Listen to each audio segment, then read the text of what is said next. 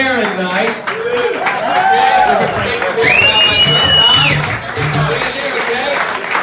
Jenny? All right? I didn't even say it. All right? That's awesome. Congratulations, the Schwab Cup 2019 champion.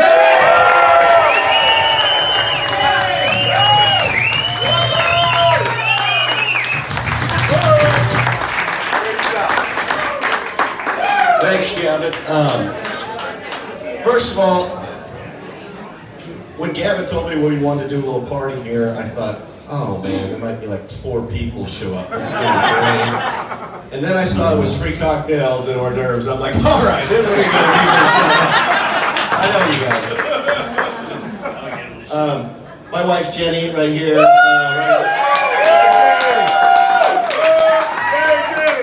Amazing woman. We've been together for 7 years now, almost 8. Married for 3, and if it wasn't for her, I would probably be announcing on Golf Channel or Fox Sports. She really pushed me to get back into golf. And I was, when we met, I was 48 years old and wasn't quite sure if I was going to continue playing again. Was testing the waters in the golf announcing business, and I enjoyed it. It was fun, but I always wanted to keep playing. And she really pushed me. So if it wasn't for Jenny, I would not be standing here today.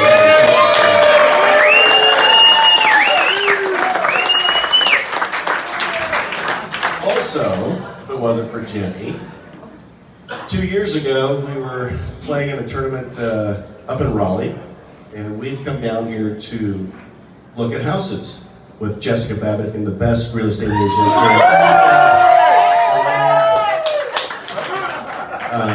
Gavin was so gracious to put us up in a house, and I mean everyone just couldn't have been nicer. And when we drove in and started looking at houses, we both looked at each other and said, this is where we want to live. We went out with Kenny and Tasha.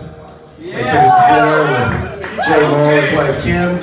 We went to dinner on a boat, which I'd never done before, and thought, you know, this is where we want to live. This is probably the best place I've ever been in my entire life. And to be here and to have all of you supporting us, we really feel like part of the family. I mean, it's just amazing, all the people and all the friends we've made in such a short period of time. It's just been incredible. And I can't thank you all enough for coming out tonight to celebrate me winning the Schwab Cup.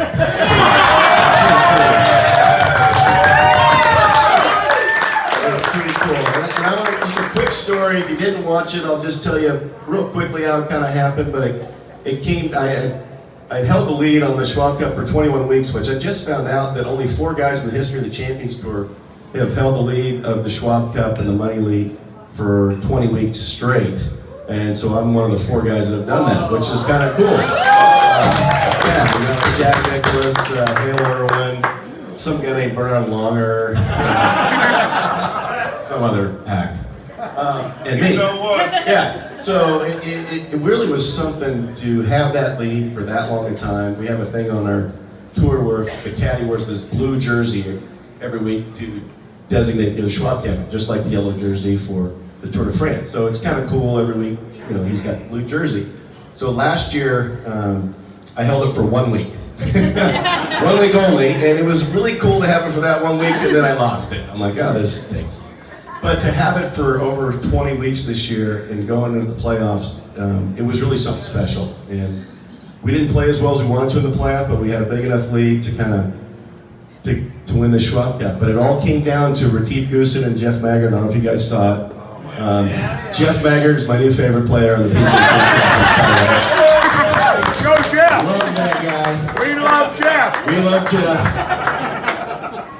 But it really came down to a playoff between 2 guys, and I had no control. I've never been in that situation in my life. Everything that I've ever done in my life, I've always had some control. At least I could hit a shot that was good or bad, or someone else could hit a shot against me that would beat me.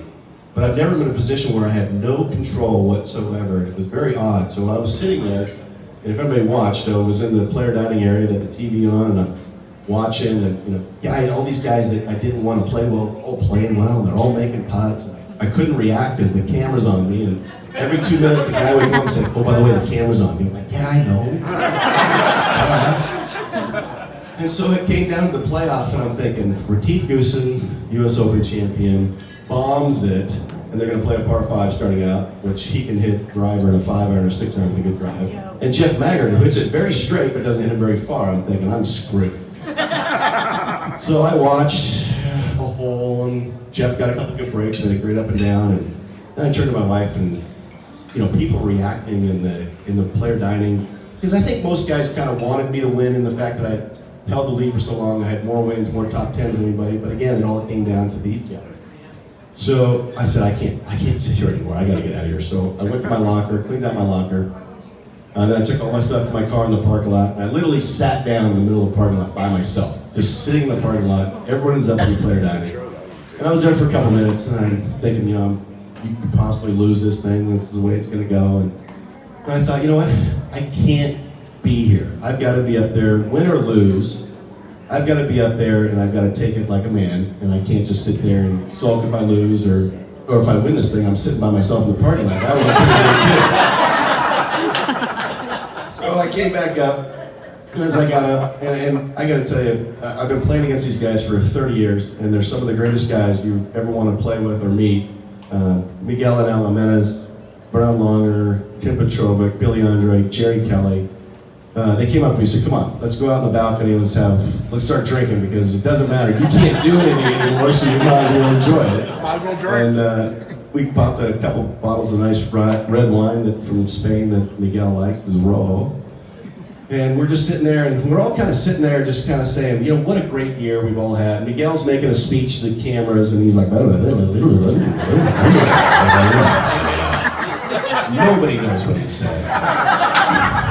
So I said, well, basically said was, we've all had a great year. It's just so amazing that we're all here in the top 36.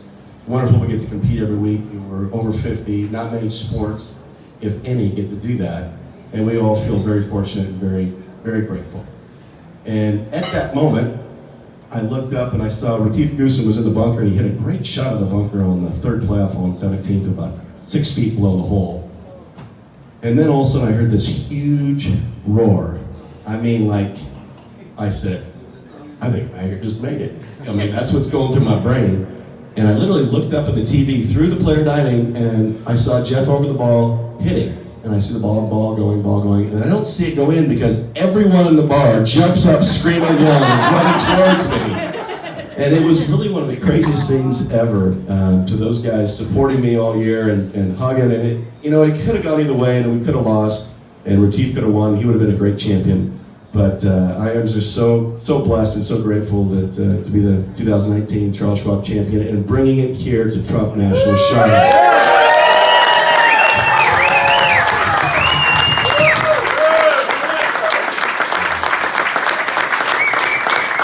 So thank you all for coming out tonight to our first celebration. We've been going like crazy doing media and going all over the place, and it's nice to kind of be back home. We're going to be home for at least 2 months or so, and it's just amazing to have everyone here and supporting us. And we love Trump National Charlotte. We love Lake Norman, and I just can't believe that we live in the most beautiful place on earth.